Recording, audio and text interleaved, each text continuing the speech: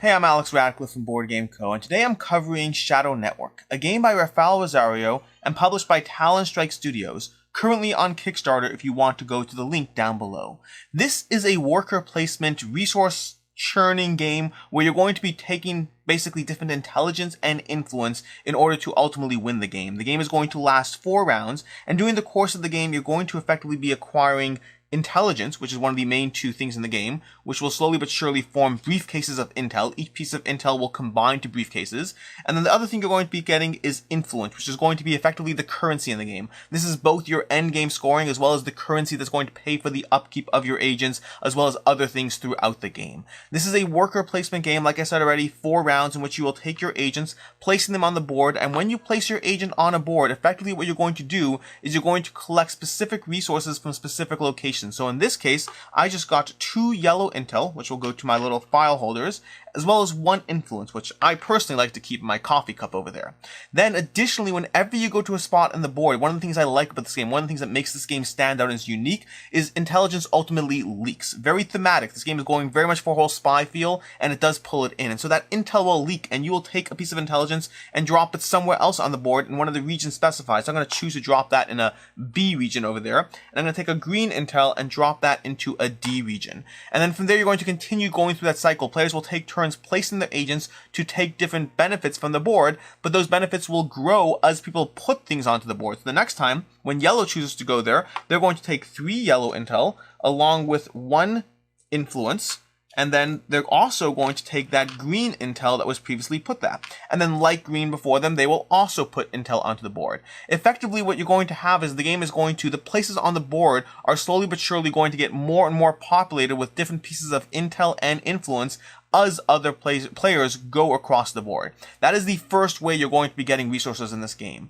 But additionally to that, there is this black market concept in the game. Whenever you go to a black market location, in addition to everything I just told you about, you also get to do 4 additional actions. Additional actions that in the beginning of the game might seem fairly expensive to your limited influence, but throughout the game, as the game continues, you will be able to do these actions, and more than be able to, you will find them essential to a degree. And those actions are paying influence for additional intelligence. You can pay a requisite amount of influence to gather additional intelligence. You can additionally get another agent. So agents, you start with 2, you can get up to 4. So if you get your 3rd and 4th agents, that will help you. The problem is you do want to be wary of the upkeep involved, because each agent does have a certain amount of upkeep in order to keep them in the game each round.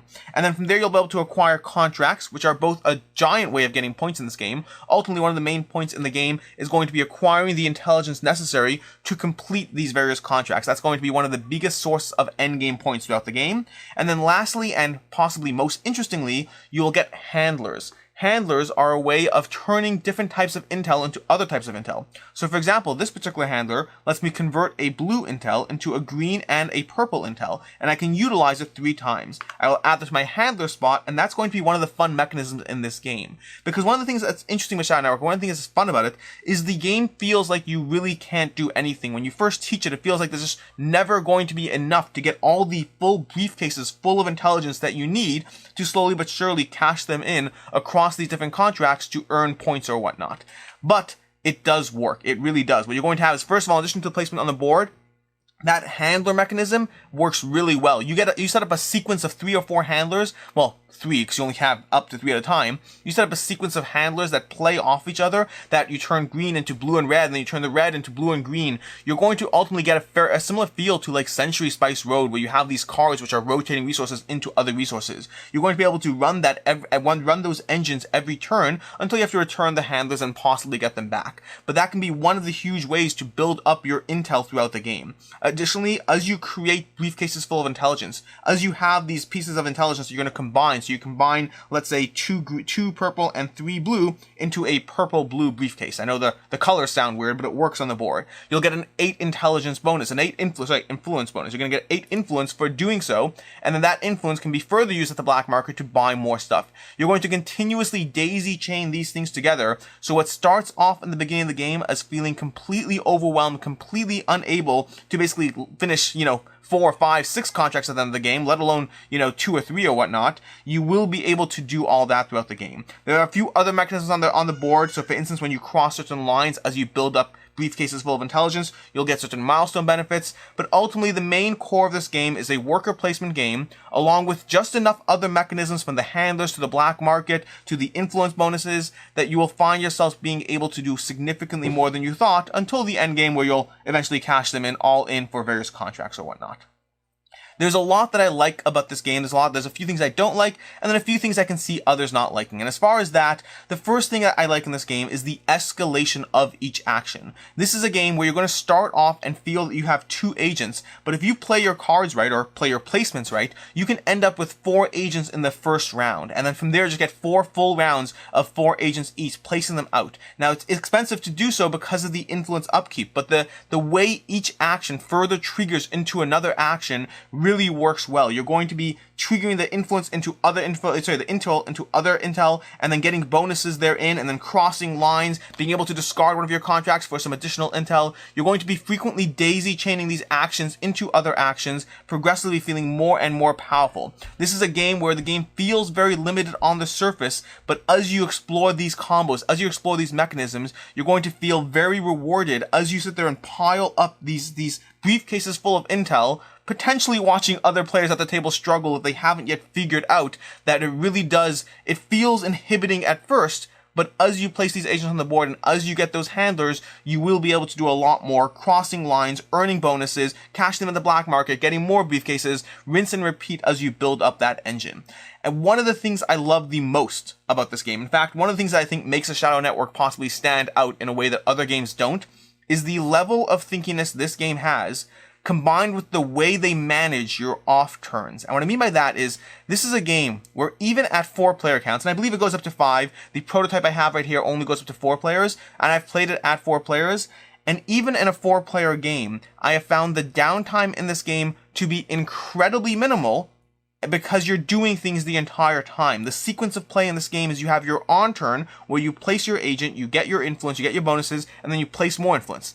And then you just run your board while the next person does their thing. What inevitably has happened to us in this game time and time again is because of how much you're going to be daisy chaining those actions on your off turns, because of how much thinkiness goes into turning this into that and managing all the stuff, you end up still working on your turn. You're still working on your turn by the time it comes back to you. Not literally by the time it comes back to you, but you'll last the full 2 player turns and you'll look up and you'll be like, okay, I'm done, and oh wait, it's my turn in a second. That frequently happens. The way the game manages your off turn and keeps players running all the time is incredibly well done for the level of stuff that you're doing. This is a game where in many other games, you'd be sitting there just like tapping your feet, waiting for the person to finish their whole engine. Oh, can I go now? And then you can. This game actually runs it really well. Which brings me a bit to some of the things that I don't like, which first of all is, while I like that the players feel involved the entire time, it does to a certain degree turn it into a multiplayer solitaire game. The fact that I can completely ignore what you're doing until it comes back to me, and I'm still working on my stuff. Don't get me wrong, you might find yourself a little bit better off if you pay just a drop of attention to the players, but at the end of the day, this game is very much multiplayer solitaire. There's going to be interactions in the placement of your pieces on the board, so you do have to be aware of where other players go, but because of the fact that you can still pay someone an influence to go to a spot they are in, you're never fully locked out of a location on the board. What other players do will matter, and it will affect your game, but not so much that you have to pay attention to it. This is primarily a game where you are focusing on your engine with just enough focus on where other players have gone, or, oh, you went to that spot, I was trying to get that extra intel, I guess I can't now. Other players will do things that will affect you, but I don't know if they'll strategically do much that will affect you. Very, very rarely do you feel that I have to get that handler because you're clearly going for that handler, or that contract, or that spot on the board. Players get in each other's ways more incidentally than intentionally, at least in the few plays I have under my belt so far. Additionally, the theme doesn't really do it for me. Meaning the theme, while totally fine, I think this theme would probably bring a lot of people in. It's just the Cold War, spies, all that stuff just isn't really a theme that calls my attention. It's not really something I don't like so much as just not a draw for me in this game. And then lastly, for things I don't like, is the black market in this game. In the black market, you're going to start off, it's variable by player count, but for example, in a 2-player game, you're going to start off with 3 the first round, then 2 in the rounds 2 and 3, and then so forth.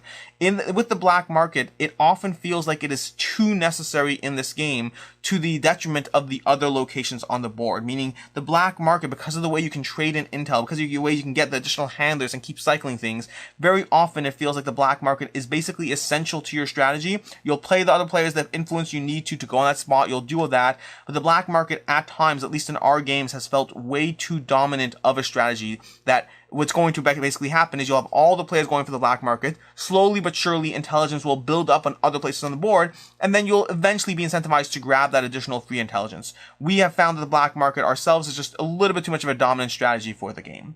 As far as what I can see others not liking, so first of all, the theme, like I said, it drips through the game for the most part.